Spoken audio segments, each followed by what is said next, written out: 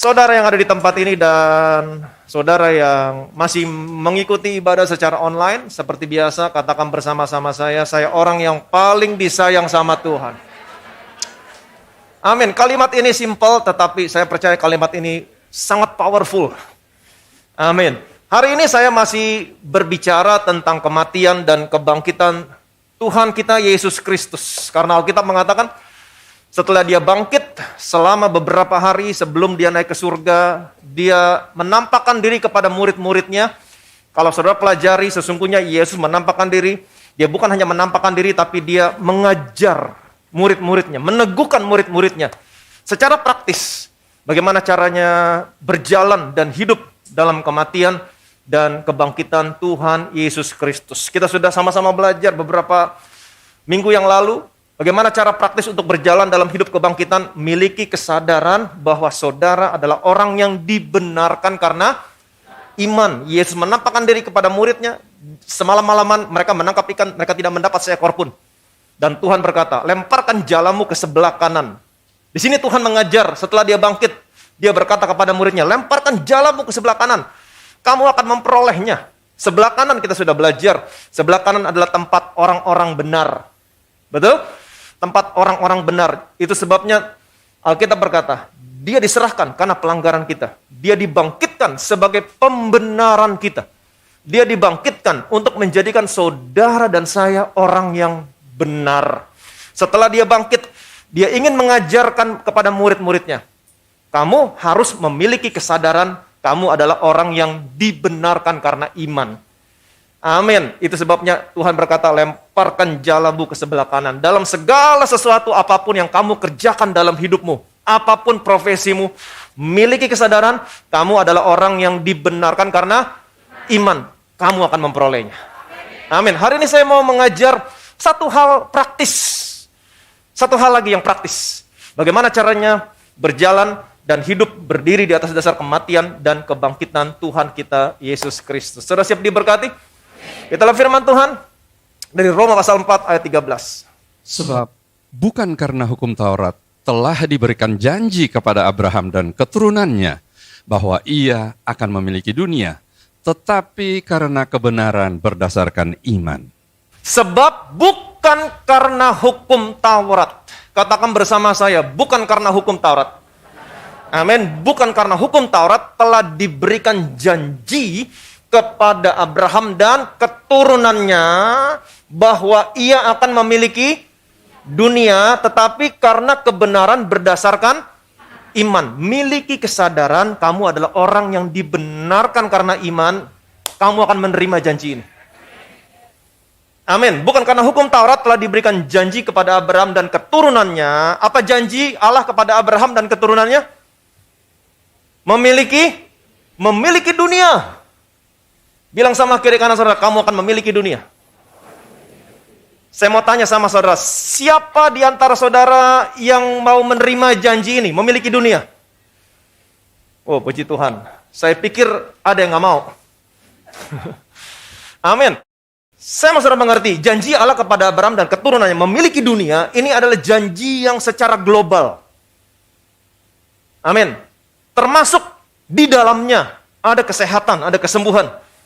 Amin. Ada perlindungan, ada keberhasilan, dan lain sebagainya. Jadi janji ini memiliki dunia adalah janji secara global. Di dalamnya ada kesehatan, ada kesembuhan, ada perlindungan, kemudian ada keberhasilan, dan lain sebagainya.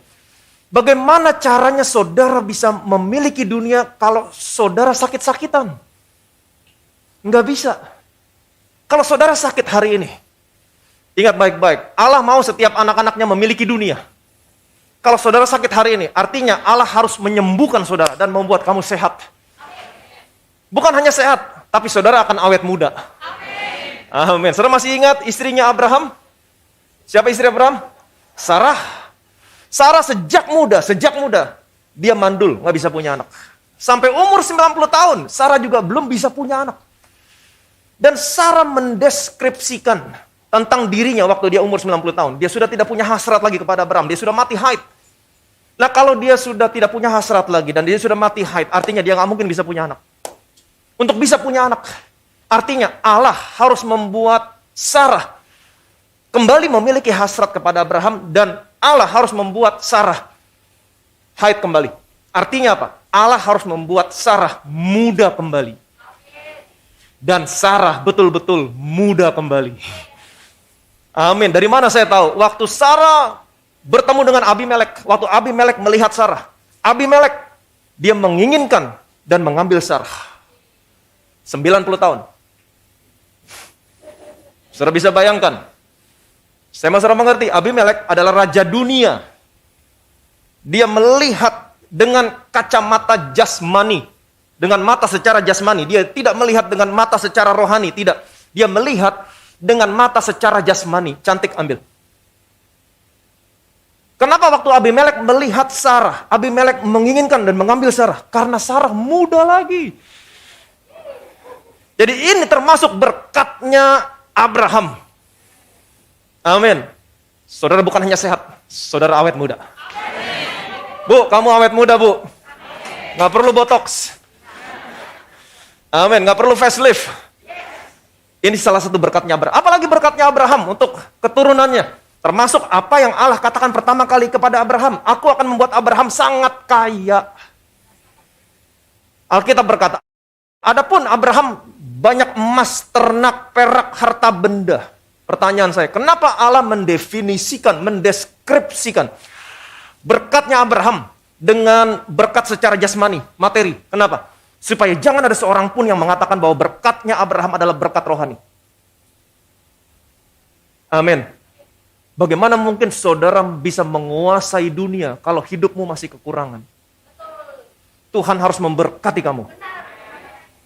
Amin. Supaya kamu bisa menguasai dunia dan bisa menjadi berkat buat orang lain.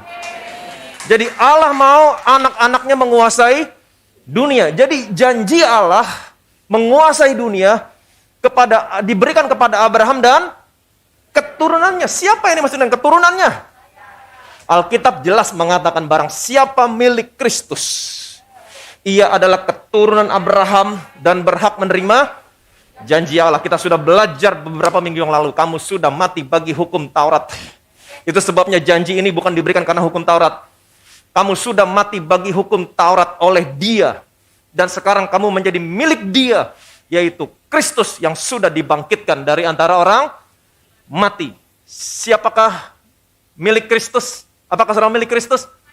Amin. Saudara adalah keturunan Abraham dan berhak menerima semua janji Allah. Yang percaya boleh bilang amin. Amin. Bagaimana caranya janji ini diberikan?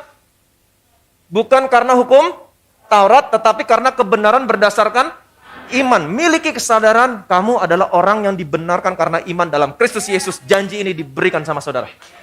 Tetapi yang saya lihat dalam tubuh Kristus, kenapa janji ini tidak banyak diterima oleh orang Kristen? Kenapa banyak orang Kristen yang tidak menerima janji yang Allah berikan kepada Abraham? Kenapa? Dan saya melihat, semakin mereka berusaha keras untuk menerimanya, semakin mereka bersusah payah, justru mereka tidak menerimanya. Dan saya melihat mereka yang menerimanya, justru mereka menerimanya tanpa susah payah. Betul? Ingat, area yang pertama yang ditebus Tuhan adalah bersusah payah. Bekerja keras. Berkeringat. Apa yang terjadi di Taman Eden sudah diselesaikan sama Yesus di taman yang lain. Di Taman Getsemani. Apa yang terjadi di Taman Eden? Manusia berdosa, tanah dikutuk. Manusia harus kerja keras, berkeringat. Hasilnya apa? 0, semak duri. Tapi saya punya kabar baik. Apa yang terjadi di Taman Eden sudah diselesaikan sama Yesus di taman yang lain. Di Taman Getsemani, Alkitab mencatat, perhatikan baik-baik. Ingat, tidak ada penebusan tanpa penumpahan darah. Di Taman Getsemani, Alkitab mencatat, Yesus berpeluh, berkeringat seperti titik-titik darah. Dalam bahasa aslinya, dia berkeringat campur darah. Kenapa? Karena dia sedang menebus saudara dari berpeluh, dari bersusah payah. Yang kedua, keringat campur darah menetes ke tanah. Alkitab begitu spesifik, menetes ke tanah. Kenapa?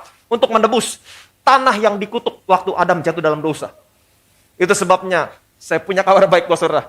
saudara dan saya yang percaya sama Yesus, keturunan Abraham, kemanapun kamu melangkah, setiap tempat yang kamu injak, tidak lagi ada tempat yang dikutuk. Setiap tempat yang kamu injak adalah tempat yang diberkati. Yang percaya boleh bilang amin. Katakan bersama saya, kemanapun saya melangkah, saya diberkati. Amin. Sebab bukan karena hukum Taurat telah diberikan janji kepada Abraham dan keturunannya, bahwa ia akan memiliki dunia, tetapi karena kebenaran berdasarkan iman. Sekali lagi saya ulangi, janji Allah kepada Abraham memiliki dunia diberikan kepada saudara. Ingat, bukan karena hukum Taurat, tapi diberikan karena kebenaran berdasarkan iman. Pertanyaan saya, sekarang bagaimana caranya gereja berusaha untuk mendapatkan janji ini? Bagaimana gereja pada umumnya berusaha mendapatkan janji ini? Gereja akan berkata, kamu belum sembuh? Kamu pasti ada dosa. Coba kamu ingat-ingat. Pasti kamu ada dosa. Stop dosa. Lakukan yang baik. Jangan begini, jangan begitu. Maka kamu akan disembuhkan. Gereja berusaha mendapatkan janji ini dengan melakukan hukum Taurat. Padahal jelas janji ini diberikan bukan karena hukum Taurat, tapi karena kebenaran berdasarkan iman. Ada seorang ibu yang mengalami keguguran. Dia datang ke sebuah KKR. Pulang KKR, bukannya bersuka cita, malah nangis. Kenapa? Karena di KKR itu, dia bertemu dengan seorang hamba Tuhan. Dan hamba Tuhan berkata, kalau ibu keguguran, pasti ibu ada dosa. Coba tolong ingat-ingat apa yang kamu pernah perbuat. Mungkin ibu gak ingat, tapi Tuhan ingat dosa ibu. Wah. Padahal Tuhan bersumpah, aku bersumpah, aku menaruh belas kasihan sama kesalahanmu dan aku tidak lagi mengingat-ingat dosamu. Bagaimana mungkin orang berkata Tuhan ingat dosamu? Dari mana dia tahu? Tapi ini yang terjadi, ini yang gereja katakan. Pertanyaan saya, siapa yang suka mengingat-ingat dosa? Iblis, setan. Dalam bahasa Ibraninya, hasatan. Apa artinya? Pendakwa. Saya mau kasih tahu sama saudara tentang pendakwa. Seorang pendakwa, dia tidak pernah menunjukkan sisi baik saudara. Nggak pernah. Dia selalu menunjukkan sisi buruk saudara. Kenapa kamu sakit? Kenapa kamu bangkrut? Ingat apa yang kamu lakukan. Sebulan yang lalu, ingat apa yang kamu lakukan.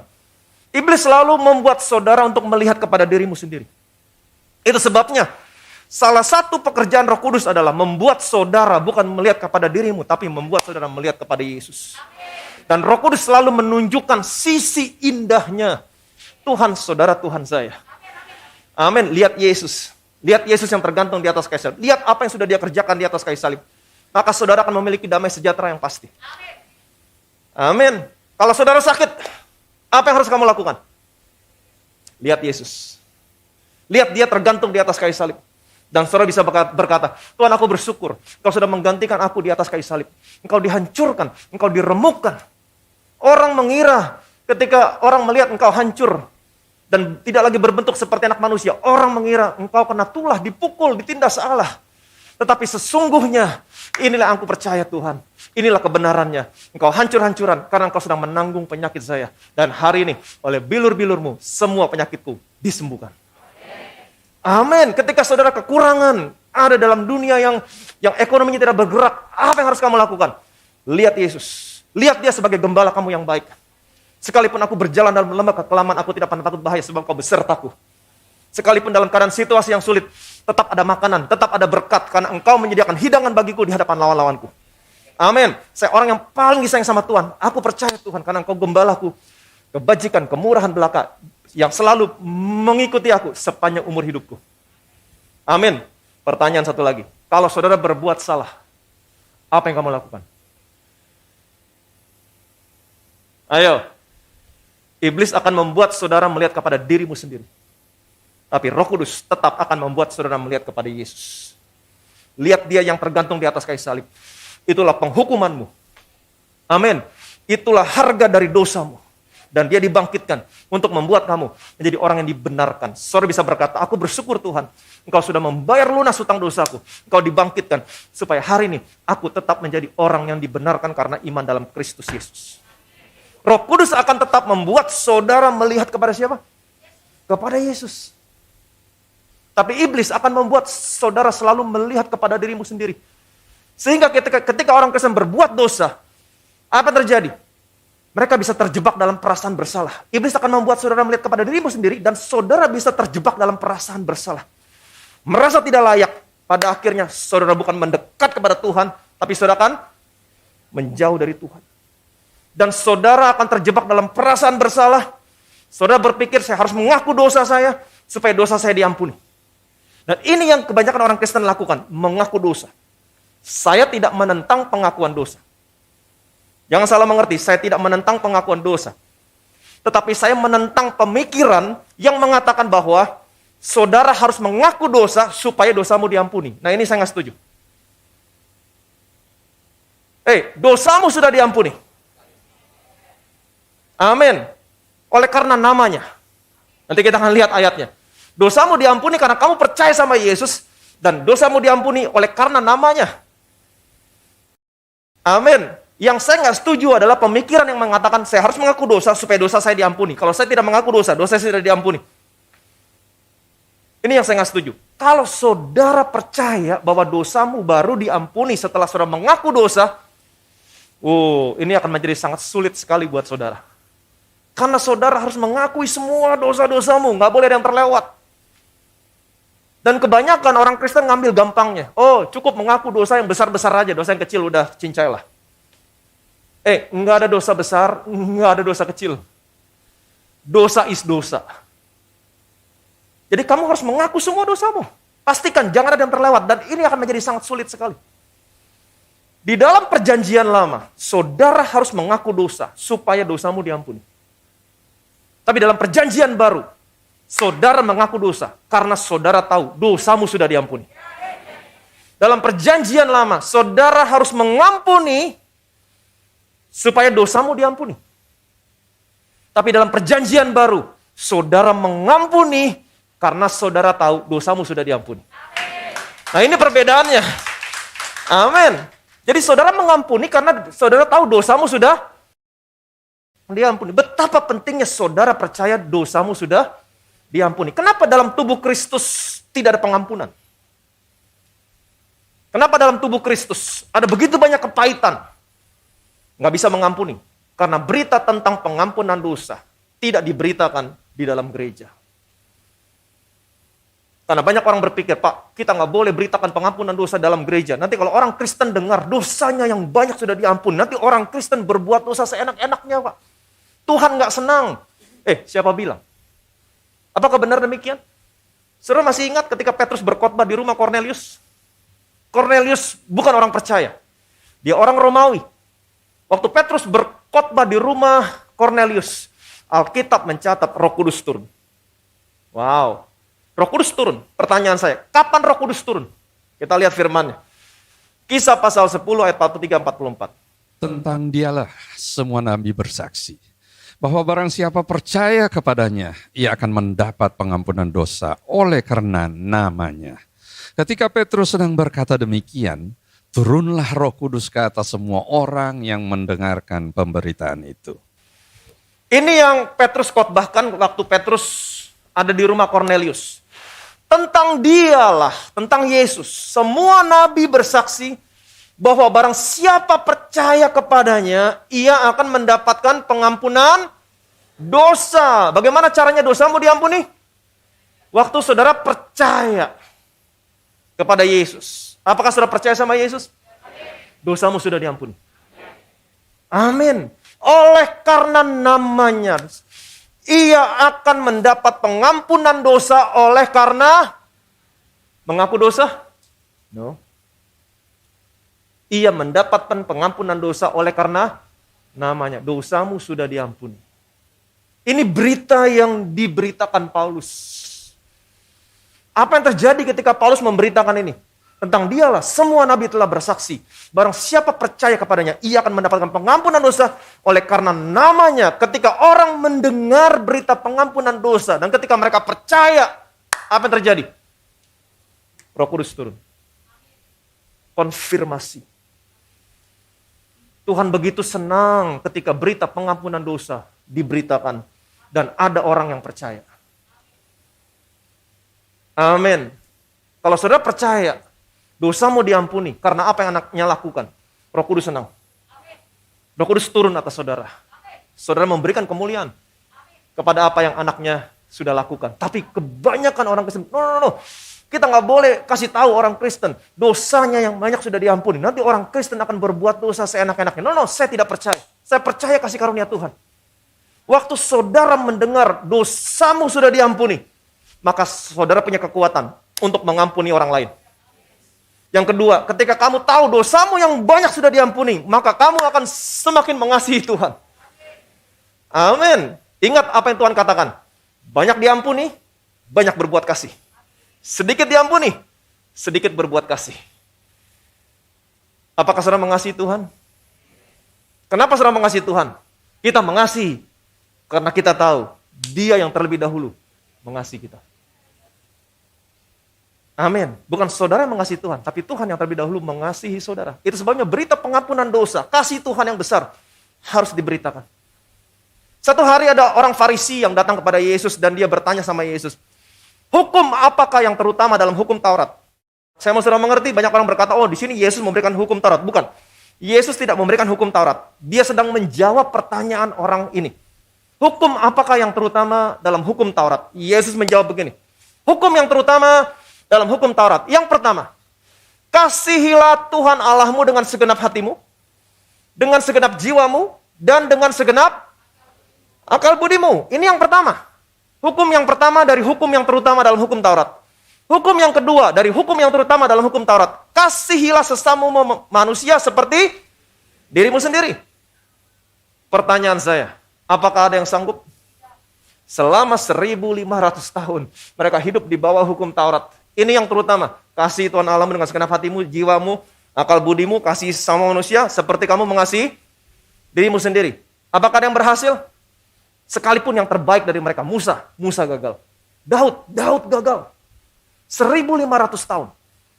Tidak ada seorang pun yang sanggup menggenapi hukum yang terutama dalam hukum Taurat. Mengasihi Tuhan dengan segenap hati, jiwa, akal budi, mengasihi sesama manusia seperti kamu mengasihi dirimu sendiri. Enggak ada satupun. Setelah 1.500 tahun. Dengan kata lain, Tuhan mau bilang gini. Oke? Ada yang sanggup? Enggak ada. Cukup. Sekarang giliran saya. Aku akan mengasihimu dengan segenap hatiku, jiwaku, akal budiku. Aku akan mengasihi kamu. Aku akan memberikan anakku yang tunggal sebagai pendamaian untuk dosamu. Ini kasih Tuhan. Ini kasih Tuhan. Pertanyaan saya, apa definisi kasih? Apa itu kasih? Banyak orang berkata, oh kasih itu panjang sabar, lemah lembut, murah hati. Oh kasih itu tidak sombong, tidak membanggakan diri. Kasih itu tidak pemarah, tidak menyimpan kesalahan orang lain. Nah ini karakteristik kasih. Ini bukan definisi kasih. Apa itu definisi kasih? 1 Yohanes 4 ayat 10. Inilah kasih itu. Bukan kita yang telah mengasihi Allah, tetapi Allah yang telah mengasihi kita dan telah mengutus anaknya sebagai pendamaian bagi dosa-dosa kita. Inilah kasih itu. Ini definisi kasih. Apa itu kasih? Bukan kita yang telah mengasihi Allah. Pak, bukan kamu yang mengasihi Allah. Bukan kita yang mengasihi Allah. Tetapi Allah yang telah mengasihi kita dan yang telah mengutus anaknya sebagai pendamaian bagi dosa-dosa kita. Apa itu kasih? Bukan kita yang mengasihi Allah. Bukan. Kalau saudara lihat tadi dari hukum yang terutama dalam hukum Taurat. Apa hukum yang terutama tadi? Kasihi Tuhan Allahmu. Betul? Ini perjanjian lama. Tapi perjanjian baru, Yohanes mendapat pewahyuan tentang kasih. Dan dia definisikan kasih itu begini. Bukan kita yang mengasihi Allah. Tapi perjanjian lama, kasihi Tuhan. Tapi Yohanes berkata, Bukan kita yang mengasihi Tuhan. Bertolak belakang. Bertolak belakang enggak? Bertolak belakang. Perjanjian lama berkata, kasihi Tuhan. Kamu harus mengasihi Tuhan. Tapi Yohanes berkata, bukan kita yang mengasihi Tuhan. Bertolak belakang. Mungkin saudara berkata, Pak, Yohanes salah ngajar kali. No, Yohanes tidak salah mengajar. Ini perjanjian lama. Yohanes mendapatkan pewahyuan tentang kasih. Apa itu kasih? Yohanes berkata gini, bukan kita yang mengasihi Allah. Tapi Allah yang mengasihi kita. Jadi saudara harus memiliki kesadaran betapa Tuhan mengasihi saudara. Baru saudara bisa memiliki kekuatan untuk mengasihi orang lain. Baru saudara bisa memiliki kekuatan untuk mengasihi Tuhan. Selama 1500 tahun, perintah itu berkata, kasihi Tuhan. Dan tidak ada yang pernah berhasil. Dan Tuhan rubah. Stop. Bukan kamu yang mengasihi aku. Aku yang mengasihi kamu. Baru sesudah itu, saudara bisa mengasihi Tuhan. Kita mengasihi karena Tuhan terlebih dahulu mengasihi kita. Amin. Yudas juga berkata dalam suratnya, bukan Yudas Iskariot, tapi Yudas saudaranya Yesus. Peliharalah dirimu sedemikian dalam kasih Allah sambil menantikan kedatangan Tuhan Yesus. Jadi sampai dia datang yang kedua kali, saudara harus memiliki kesadaran betapa Tuhan sayang sama kamu. Yang percaya boleh bilang amin. Katakan bersama saya orang yang paling disayang sama Tuhan. Yohanes, dia mendapatkan pewahyuan. Bukan kita yang mengasihi Allah, tapi Allah yang mengasihi kita. Dia mendapatkan pewahyuan betapa Tuhan sangat mengasihi saya. Dan dia praktekkan ini, pewahyuan ini. Dia praktekkan. Bukan secara global, tapi dia praktekkan. Dia buat pewahyuan ini menjadi pribadi buat dia. Itu sebabnya kalau saudara menemukan dalam Injil Yohanes, dia menyebutkan dirinya sebagai murid yang dikasihi. Betul? Jadi Yohanes dia mempraktekkan pewahyuan yang dia dapat tentang kasih Tuhan dengan mengatakan, saya adalah murid yang dikasihi Tuhan. Berbeda dengan Petrus. Petrus adalah murid yang ingin menunjukkan kasihnya kepada Tuhan. Tuhan, aku mengasihimu Tuhan. No, aku akan menyerahkan nyawaku untukmu Tuhan. Wow. Dia berusaha mengasihi Tuhan dengan segenap hatinya, kekuatan, jiwa, akal budinya. Aku akan mati buat engkau Tuhan. Apapun yang terjadi, saya akan menyerahkan nyawamu. Tuhan bilang, kamu akan menyerahkan nyawamu untukku? Petrus, sebelum ayam berkokok, kamu telah menyangkal aku 3 kali. Kamu nggak akan pernah sanggup mengasihi aku. Dan apa yang terjadi? Petrus gagal. Yohanes, orang yang selalu memiliki kesadaran betapa Tuhan mengasihi saya. Sampai detik terakhir Yesus di atas kayu salib. Yohanes, dia ada di bawah kaki salib Yesus. Kenapa dia sanggup mengasihi Tuhan? Karena dia tahu betapa Tuhan mengasihi dia. Miliki kesadaran betapa Tuhan sayang kamu. Kamu punya kemampuan untuk mengasihi Tuhan lebih lagi. Yang percaya boleh bilang amin. Dan bukan hanya saudara punya kemampuan mengasihi Tuhan, tapi saudara juga punya kemampuan untuk mengatasi semua tantangan dalam hidup ini. Amin. Saudara masih ingat? Ada sebanyak 2 kali surga memberikan konfirmasi tentang Yesus. Langit terbuka, suara dari surga berkata, inilah anak yang kukasihi. Kepadanya lah aku berkenan. Kapan? Waktu Yesus dimuliakan di atas gunung bersama Musa, bersama Elia. Betul? Langit terbuka, suara dari surga berkata, inilah anak yang kukasihi. Kepadanya lah aku berkenan. Yang kedua, waktu Yesus dibaptis di Sungai Yordan. Sungai Yordan terletak di daerah Laut Mati. Sebagaimana saudara saya ketahui, Laut Mati adalah daerah yang paling rendah di seluruh permukaan bumi. 400 meter di bawah permukaan laut. Minus 400 meter. 400 meter di bawah permukaan laut. Di Sungai Yordan, Yesus dibaptis. Alkitab kembali mencatat, langit terbuka, suara dari surga berkata, inilah anak yang kukasihi, kepadanya lah aku berkenan. Selesai dibaptis, Yesus dituntun roh masuk ke padang gurun, dicobai oleh iblis. Saya percaya waktu surga berkata, ini anak yang kukasihi, semua orang yang ada di Sungai Yordan mendengar suara itu. Dan saya percaya iblis juga mendengar suara itu. Tapi waktu Iblis mencobai Yesus. Iblis hanya berkata, jika engkau anak Allah. Iblis tidak berani berkata, jika engkau anak yang dikasihi Allah. Dia nggak berani. Kenapa? Karena iblis tahu pencobaannya tidak akan pernah berhasil, pencobaannya tidak akan efektif. Kalau orang yang dicobai tahu dia adalah orang yang dikasihi Tuhan. Nggak akan pernah berhasil. Kenapa? Ketika saudara tahu saudara adalah orang yang paling dikasihi Tuhan, saudara punya kekuatan untuk menghadapi semua tantangan dalam hidup ini. Untuk menghadapi semua pencobaan dalam hidup ini. Amin. Oh, tidak seharusnya saya melakukan ini. Karena saya adalah orang yang paling disayang sama Tuhan. Tuhan sayang saya. Amin. Jadi ingat baik-baik, di atas gunung yang tinggi, Bapaknya berkata, ini anak yang kukasihi. Di tempat yang paling rendah di seluruh permukaan bumi, Bapaknya berkata, inilah anak yang kukasihi. Apa yang saya mau sampaikan sama saudara?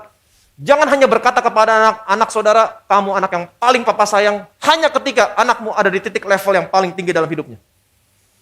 Ketika anakmu lagi bagus nilai ujiannya, ketika anakmu lagi nurut, nggak memberontak, saudara berkata, kamu emang anak yang paling papa sayang. Tapi justru ketika anakmu ada di titik level yang paling rendah dalam hidupnya, ketika dia mengalami kegagalan, ketika dia sedang kacau hidupnya, itulah saatnya saudara berkata, apapun yang terjadi sama kamu nak, kamu harus tahu, kamu anak yang paling papa sayang. Kalau saudara berkata demikian, maka perkataan saudara akan memberikan kekuatan kepada anakmu untuk bangkit dan menang dalam hidup ini.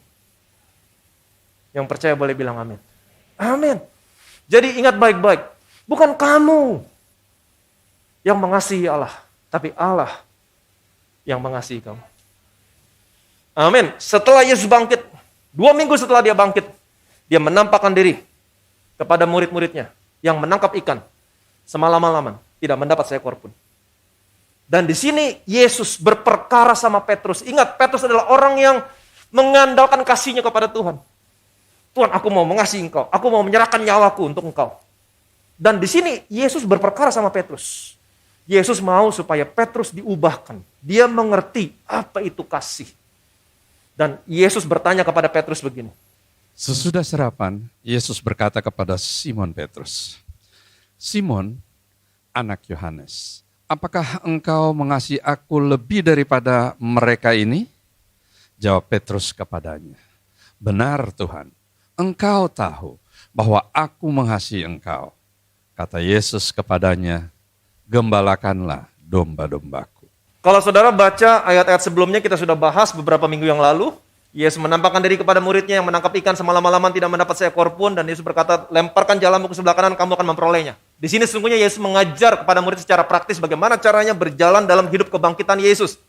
Dia dibangkitkan sebagai pembenaran saudara. Jadi lemparkan jalanmu ke sebelah kanan. Apapun profesimu, miliki kesadaran. Kamu adalah orang yang dibenarkan karena iman. Kamu akan memperolehnya. Kamu akan berhasil. Nah setelah itu, di peristiwa ini, sesungguhnya Yesus juga sedang mengajar bagaimana caranya berjalan dalam hidup kebangkitan Tuhan Yesus. Setelah Yesus bangkit, Yesus berkata kepada Simon, Simon, anak Yohanes, apakah engkau mengasihi aku? Lebih daripada mereka semua ini, apakah engkau mengasihi aku? Kata mengasihi di sini dalam bahasa aslinya adalah agapao.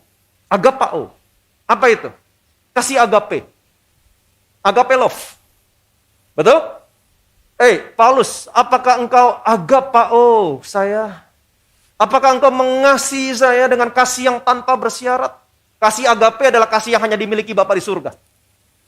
Kasih tanpa bersyarat, sampai mau menyerahkan nyawanya. Saya percaya saudara juga punya kasih agape. Kenapa? Karena roh yang sama, roh Allah ada di dalammu. Amin.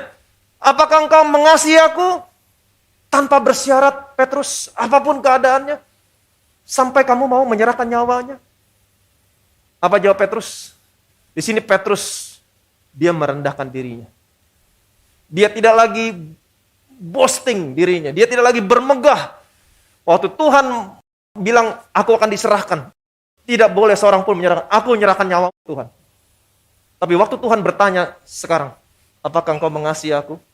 Sampai menyerahkan nyawamu, Petrus. Di sini dia merendahkan dirinya. Dia sudah tahu apa itu kasih. Dan dia berkata begini, Benar Tuhan. Benar Tuhan. Engkau tahu. Engkau kan tahu Tuhan semuanya yang udah terjadi sama saya.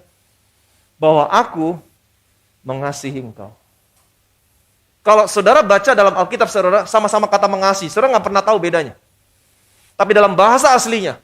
Tuhan, engkau tahu bahwa aku mengasihi engkau. Kata mengasihi di sini terjemahannya adalah phileo. Tuhan, engkau kan tahu Tuhan. Engkau tahu semua yang terjadi. Aku gagal mengasihi engkau sampai aku mau menyerahkan nyawaku. Aku gak berhasil Tuhan. Aku menyangkal engkau. Karena aku takut. Aku betul Tuhan, engkau tahu kan segala sesuatunya. Aku hanya mengasihi engkau. Aku hanya phileo. Apa itu phileo? To like. Suka, senang. Tuhan, aku menyadari sekarang ternyata aku tidak mengasihimu dengan kasih agape. Aku hanya suka, aku hanya senang sama engkau Tuhan. Aku hanya ngefans sama engkau. Dia merendahkan dirinya. Dia tidak lagi boasting dirinya. Dia belajar di sini. Tuhan mau saudara juga belajar hari ini. Amin. Nah, perhatikan baik. Ketika Paulus menyadari, aku hanya mengasihi engkau dengan phileo. Dan ternyata Tuhan mengasihi dia dengan agape. Apa yang Yesus katakan kepada Petrus? Petrus, gembalakanlah domba-domba. Di sini Petrus kaget. Dia baru mengerti apa itu kasih. Sekalipun saya hanya mengasihi Tuhan dengan phileo, tetapi Tuhan tetap memberikan privilege sama saya. Kepercayaan yang Tuhan nggak berikan kepada siapapun. Gembalakan domba-domba. Di sini dia baru mengerti. Bukan tentang kasih saya kepada Tuhan. Tapi ini berbicara tentang kasih Tuhan kepada saya. Bukan kamu yang mengasihi. Tuhan yang mengasihi kamu. Yang percaya boleh bilang amin. Balik lagi ke ayat yang tadi. Perhatikan baik-baik. Jadi setelah Yesus bangkit, Yesus mau saudara menyadari. Aku mengasihi kamu. Bukan kamu yang mengasihi aku. Tapi aku yang mengasihi kamu. Amin. Inilah kasih itu. Bukan kita yang telah mengasihi Allah. Tetapi Allah yang telah mengasihi kita. Dan yang telah mengutus anaknya sebagai pendamaian bagi dosa-dosa kita. Inilah kasih itu. Bukan kamu yang mengasihi Allah. Tapi Allah yang mengasihi kamu. Bagaimana caranya Allah mengasihi saudara? Memberikan anaknya sebagai pendamaian. Pendamaian. Bagaimana caranya Allah mendamaikan semua dosamu? Dia berikan anaknya. Dia serahkan anaknya karena pelanggaran kita. Dia bangkitkan anaknya sebagai pembenaran kita. Jadi nggak bisa dipisahkan. Pendamaian berbicara tentang kematian dan kebangkitan. Amin. Kematiannya mendamaikan semua dosamu. Kebangkitannya membuktikan bahwa pendamaian yang anak melakukan diterima. Itu sebabnya dia dibangkitkan. Kalau saudara kembali lagi kepada perjanjian lama. Seorang imam besar, setahun sekali, dia mengadakan pendamaian.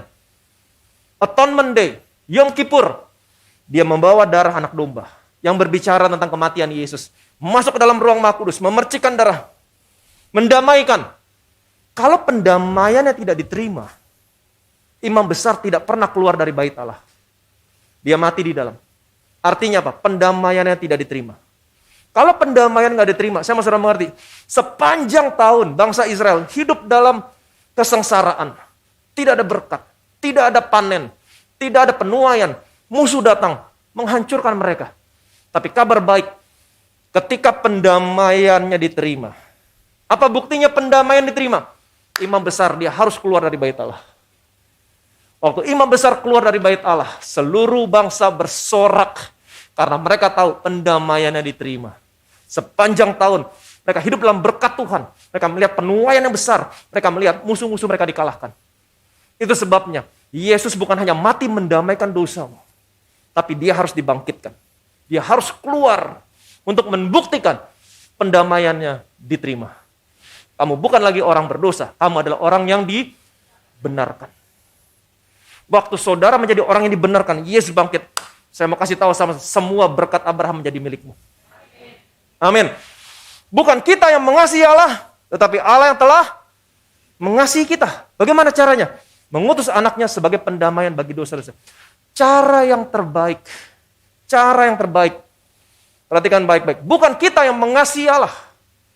Cara yang terbaik untuk berjalan, satu hal praktis untuk berjalan dalam kematian dan kebangkitan Tuhan adalah dengan memiliki kesadaran betapa Tuhan mengasihi kamu. Amin.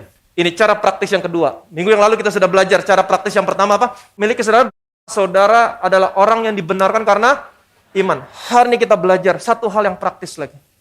Yang Tuhan ajarkan kepada Petrus. Apa kamu mengasihi aku, Petrus? Dengan kasih agape? Petrus tahu. Enggak, Tuhan. Aku hanya suka sama kamu. Tapi sekalipun demikian, Tuhan berkata, gembalakan domba-dombaku. Di sini Tuhan mau ngajar Petrus, bukan tentang kasihmu kepada aku. Apapun kasihmu kepada aku tetap mengasihi kamu. Amin. Bukan kamu yang mengasihi Tuhan. Tuhan yang mengasihi saudara. Apapun kasihmu sama Tuhan hari ini, Dia tetap mengasihimu. Jadi miliki kesadaran betapa saudara adalah orang yang disayang Tuhan, maka semua berkat Abraham akan dinyatakan dalam hidup saudara. Yang percaya boleh bilang amin. Kalimat ini kelihatannya simple dan selalu saya ulang-ulang setiap minggu. Dan saya mau kasih tahu sama saudara, dua kalimat ini selalu ada setiap hari dalam hidup saya. Selalu ada dalam setiap doa saya. Tuhan, aku bersyukur sepanjang hari ini, apapun tantangan yang saya hadapi, saya gak pernah takut Tuhan. Karena saya tahu, Tuhan sayang saya. Amin. Apapun yang saya hadapi Tuhan, sepanjang hari ini, saya tahu Tuhan, saya gak pernah takut. Karena saya adalah orang yang dibenarkan karena iman dalam Kristus Yesus. Ini dua kalimat yang selalu ada setiap hari dalam mulut saya. Saudara boleh praktekkan. Amin. Waktu saya bangun gereja anak, satu saya mau tanya sama saudara. Pernah nggak saya minta sama saudara? Pernah nggak? No. Setiap tagihan yang masuk, saya berdoa. Saya cuma bilang gini, tenang, Tuhan sayang saya. Tuhan sayang Bethesda. Tuhan sayang Periskit. Amin. Itu sebabnya saya bilang sama saudara, waktu pertama kali mau jadi, waktu kamu naik, apa yang kamu lihat? Gereja anak, bukan. Kamu melihat Tuhan sayang gereja ini. Amin. Jadi miliki kesadaran selalu. Apapun tantangan yang kamu hadapi, apapun permasalahan yang kamu hadapi, dalam pekerjaan, dalam bisnis, dalam keluarga. Kalau saudara peduli, kalau saudara khawatir sama anakmu, yang lagi sekolah di luar negeri, atau saudara khawatir sama anakmu, pergaulan yang gak baik, saudara bilang gini sama Tuhan, Tuhan, saya tahu Tuhan, Tuhan sayang anak saya. Tidak ada seorang pun yang bisa merebut anak saya dari tanganmu, dari tangan Bapa. Tuhan, saya punya damai sejahtera yang pasti. Kenapa? Karena saya tahu, Tuhan sayang saya, Tuhan sayang anak saya. Amin. Pekerjaan saudara, bisnis saudara, dalam situasi seperti ini, saudara gak perlu takut. Kenapa? Miliki kesadaran. Tuhan, saya percaya Tuhan. Saya tidak pernah kekurangan. Kenapa? Karena saya tahu, Tuhan sayang saya. Amin. Waktu saudara berkata demikian, saudara mau tahu? Semua janji Tuhan yang Tuhan berikan kepada Abraham akan dinyatakan dalam hidup. Saudara menerimanya tanpa bersusah payah. Kebanyakan orang menerimanya dengan susah payah. Justru saya melihat dengan susah payah, justru mereka tidak menerimanya. Karena mereka berjalan dengan kekuatan mereka, berusaha mendapatkan dengan hukum Taurat. Jelas janji ini tidak diberikan karena hukum Taurat. Janji ini diberikan karena kebenaran berdasarkan iman. Janji ini diberikan kepada orang yang hidup dan berjalan di atas dasar kematian dan kebangkitan Yesus. Amin. Miliki kesadaran, hidup dan berjalanlah dalam kematian dan hidup kebangkitan Tuhan. Yang pertama, miliki kesadaran, saya adalah orang yang dibenarkan karena iman dalam Kristus Yesus. Amin. Miliki kesadaran. Yang kedua, saya orang yang paling disayang sama Tuhan. Praktekkan kasih Tuhan dalam hidupmu. Jangan hanya dipraktekkan secara global, tapi make it personal. Buat kasih Tuhan menjadi personal. Sebagaimana Yohanes berkata, saya murid yang paling dikasihi Tuhan. Saya juga mau berkata, saya pendeta yang paling disayang Tuhan. Saya juga mau berkata, gereja Bethesda, gereja yang paling disayang sama Tuhan. Dan saya juga mau berkata, jemaat Bethesda adalah jemaat yang paling disayang Tuhan. Make it personal. Amin. Tuhan senang, Tuhan senang. Tuhan senang karena Tuhan tahu, bukan kamu yang mengasihi aku, tapi aku yang mengasihi kamu. Buat ini menjadi personal. Dan saya percaya semua berkat Abraham akan dinyatakan ketika kamu bersandar sama kasih Tuhan, maka semua berkat Abraham akan dinyatakan dalam hidupmu. Bilang sama kiri kanan saudara, kamu orang yang disayang Tuhan.